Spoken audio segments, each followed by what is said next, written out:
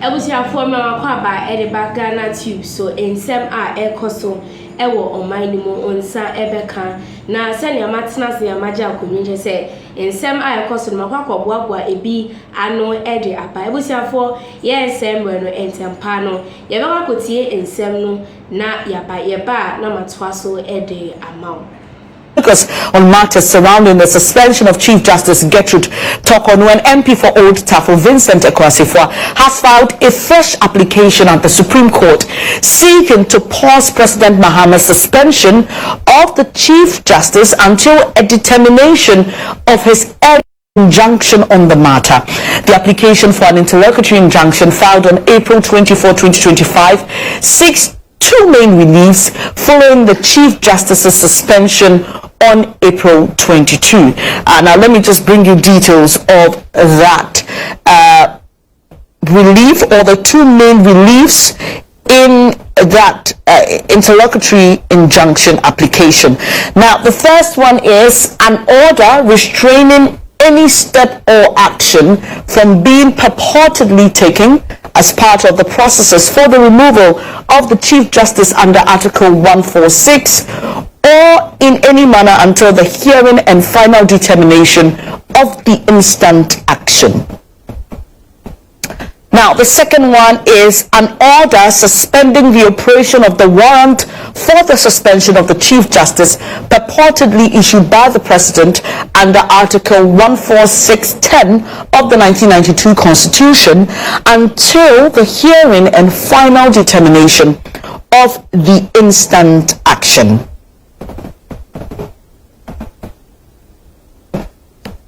Right, we've been joined by the MP for Old Tafo, Mr. Vincent Ekwasifwa. Thank you for your time. Grateful to have you this evening. So, a quick one. Your earlier injunction application bordered on one main thing, which was that you believe that the President did not notify the CJ and obtain her comments before referring the matter to the Council of State, and you thought that was unconstitutional.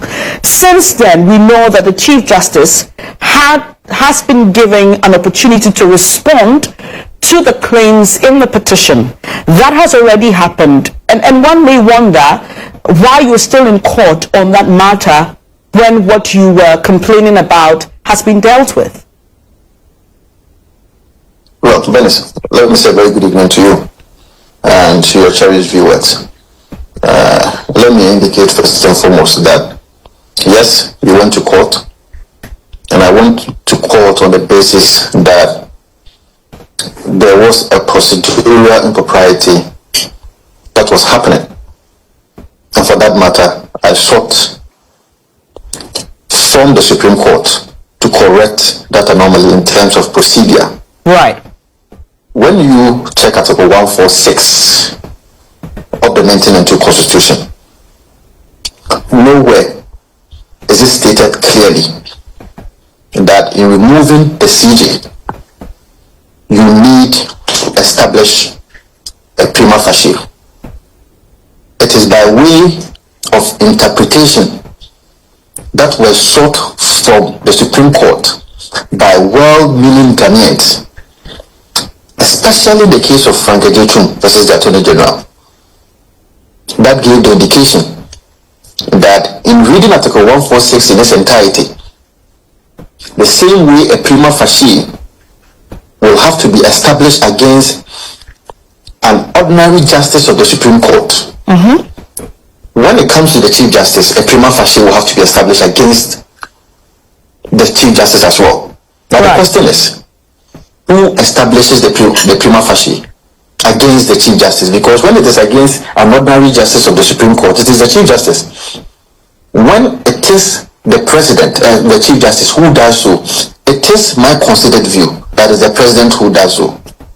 Now, when you see the procedure in establishing the prima facie against an ordinary justice of the Supreme Court, it is when the Chief Justice receives the petition which has been referred to it by the President, and now gives the petition to the justice who has been affected by way of the petition to give its comments and response. That is the procedure before a prima facie will have to be established. Now, reading Article 146, and if I am attempting to directly answer your question, Article 146 talks about the fact that as soon as the president receives a petition against the Chief Justice, the next automatic procedure is for the president to consult the Council of State. This is what the Constitution is saying. Right. But that is what I am seeking to say, that upon a proper interpretation of the Constitution, that cannot be the case. Okay, now let's get, I perfectly get you, and these arguments have been... Hold on, I am coming to answer your question. All right, okay. Based on the doctrine of mootness. Okay, let's talk about that. I need to establish the background for you to understand that, and that you want. Because you see, if I want to go straight to answer on the doctrine of mootness, I will simply cite the case of J.H. Mensah when Rawlings wanted to reappoint ministers in 1987. J.H. Mensah felt that they have to go through a parliamentary approval. But at the time, Rawlings himself and Parliament now made sure that those ministers go through the parliamentary approval. So what that meant was that the issue had become moot. That is, the issue that J.H. Mensah sent to court was no more relevant. But the Supreme Court had the occasion to say, in the J.H. Mensah case, which has been reiterated just last year, the Kwame Abronye and the Attorney General, in that case, the Supreme Court said that unless, of course, the matter does not have any potentiality to reoccur in future, the Supreme Court or the court will not bother itself at all with dealing with the matter. But this is a matter that you and I know, and just going by your own explanation, I'm not even saying that the doctrine of mootness even applies here, but from what you asked, I am answering you based on that. That this is a matter that has a likelihood and a potentiality of reoccurring in future. And if anybody tells you that because the president finally gave the petition for the Chief Justice to respond to it, or for that matter, the doctrine of mootness should apply, I disagree. That's all right. One leg. All right. The other leg, the other leg, that means I do not even think that the doctrine of mootness even applies, is why I sent you back to Article 1466. That in the 1466, the next automatic option after the president received the petition is to consult the Council of State. What I'm suggesting to you, that even before the trigger of the consultation, what needs to happen is that the president ought to establish a prima facie, which procedure is nothing in the entire procedure that has been used to suspend the Chief Justice. Okay, but that is not spelled out clearly in black and white in terms of the letter of the Constitution, because I have it right in front of me, right? It is not stated clearly here that the president should determine. It says, where the petition is for the removal of the Chief Justice, the president shall, acting in consultation with the Council of State, appoint a committee. That is why I'm saying that. Why did the president even submit the petition to the Chief Justice? Because it is not in the Constitution, as you rightly said, right? Mm-hmm. But the Frank J. versus Attorney General case established that a prima facie will have to be established against the Chief Justice when it comes to the Chief Justice's removal. Because the Interpretation Act today, the Interpretation Act of Ghana, I think in 2009, right, says that currently in interpreting our statutes and our Constitution, you have to do so by way of a purposive interpretation. What is purposive? The letter and the context. Right. It's because of the context that is required today, a prima facie will have to be established against the CJ. Quickly, Mr. Sefo, now you talk about the probability of recurrence, for which reason you think that this is not a moot case, even though the president has given her the opportunity to respond to the petition. But to the extent that you simply pin it to a future occurrence or recurrence, why then would you suggest that the suspension of the Chief Justice now be put on hold pending the determination of that case? That is why I was suggesting to you that I don't agree with the fact that there's a doctrine of mootness applying here. It is your own words, and I answered you by your own words. I am suggesting to you that it does not even apply here because, or you have not even gotten there because the procedure in 1466 allows for an automatic consultation with the Council of State. So that procedure that has been stated in Article 14666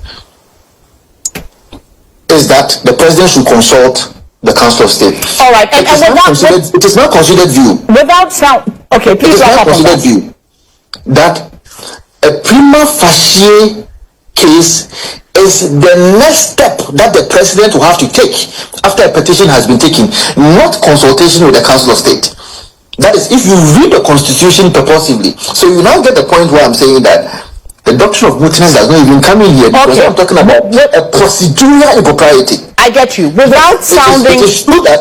It is true that the President has now finally given the petition to the CJ, right, but it is now a third lap. It was supposed to be a second lap. And I'm saying that for the purposes of future, let the law establish that as soon as the President receives a petition, the next automatic step is for the President to establish a prima facie before the Council of State even comes. Right, granted. Okay, without sounding prejudiced, granted that the court says Vincent is right, the President should have given the CJ an opportunity to respond to the petition before forwarding it to the Council of State. Granted, the court says you're right, and rules as such. That has already happened, right? Now, to the extent that there is an existing process ongoing, which includes a committee which has already been formed to hear the matter and come out with a determination, why then are you asking, and that's my question, why then are you asking that the suspension of the Chief Justice should be paused? Because then one would argue that the determination of your earlier interlocutory injunction does not in any way affect the current process that is ongoing. Bennett, that is what I'm saying. That if you read my release very well, the relief that I'm seeking from the Supreme Court is to declare a nullification of the process thus far. Okay. A nullification of the process, i.e., the President consulting the Council of State because it cannot be in consonance with the 1992 Constitution. So if those processes are nullified and declared void by the Supreme Court, what that means is that we start afresh. Will have to start afresh. All right. Okay, quickly though, let me just find out from you. We've heard from the Ghana Bar Association, which I believe you're a member of. The statement will be shared shortly, but what are your impressions of what the GBA has to say about this matter? Well, what else can I say? The GBA is saying that the matter is sub judice. The matter is already before the court, and for that matter, they cannot comment the way they are supposed to be commented. It's a bit disappointing to read such a statement from the GBA, especially because it borders about the judiciary. The judiciary is supposed to be the bastion of our democracy. If there is a matter that borders on the head of the judiciary, please, the GBA should have a strong stance. But who am I? The GBA thinks that the matter is sub judice. I have sent it to court, and for that matter, they should allow the court to deal with. But if I was the president of the GBA, it would have been an opportunity to get my stance right and strong, that any attempt to remove a CJ should be on the basis of a grave issue. The issues that I'm seeing seems to be personal. Why am I saying that? See, the petitioner, this is someone who, one way or the other, want to fight a battle that probably, a supposed battle that he had with the Chief Justice in a matter that the Chief Justice was sitting as a judge. But who can question what a judge or a justice of the Supreme Court does in a matter that is before it judicially? Now you're referring to one of, we understand the petitions are now 5. You're referring to just one of these petitions? So the point I'm trying to make is that whether it is 1 or 2, if you want to go into the matter, and I have intentionally decided not to go into the matters itself, because as to what stated misbehavior is even debatable, as to what incompetence is even debatable, infirmity of the mind debatable. We will not get there, but I think that we will get there to have that discussion, to see that it is a matter that is so grave to remove a head of an arm of government. But the GBE could have done better. It is disappointing, but of course I am in court to make sure that the right thing is done. So we'll leave it at that. All right, so tell us, while we wait for the court to hear your matter, has a date been set for the hearing? I am not sure. I'm just seeing a notification from the acting Chief Justice for all cases to be forwarded to him for a determination of a date and assignment of judges and all that. Has your case been given a date of hearing? Well, the substantive application was registered. Yeah, that I know of. I'm talking about your current interlocutory and injunction application. Well, the date has not been given yet. I think that by tomorrow we should have the date. All right. I'm grateful for your time this evening. That's Vincent Asifwa. He is MP for Old Tafo. He has gone to court again, and if you've been following matters surrounding the removal of the Chief Justice, you should know that he went to court earlier seeking that the President should furnish the Chief Justice with the petitions and give an opportunity to respond to same. That has happened, and that's why the issue of mootness comes in. But today we know that he has gone to the Supreme Court again, and this time around he wants the Supreme Court to pause a suspension of the Chief Justice while his earlier case is being heard, and until a determination of that case is heard, the Chief Justice should not be suspended. Your ebusiafo ya makotie ensem no aba mi gidi se utie ni ye pa ubetimi eja comments no ama me ewo comment section na mejebore akenka ni nyina ede amo ansa na medesa edition beba ewiye na ebusiafo me sure se na first time I share me ewo channel we so a ebusiafo subscribe na hit notification bell no efa mama for more and quick updates after remember we fi se obe like na wasan share your videos ni nyina amaye aha Ghanatube so mo amodofo snowing ni sisi ade makram.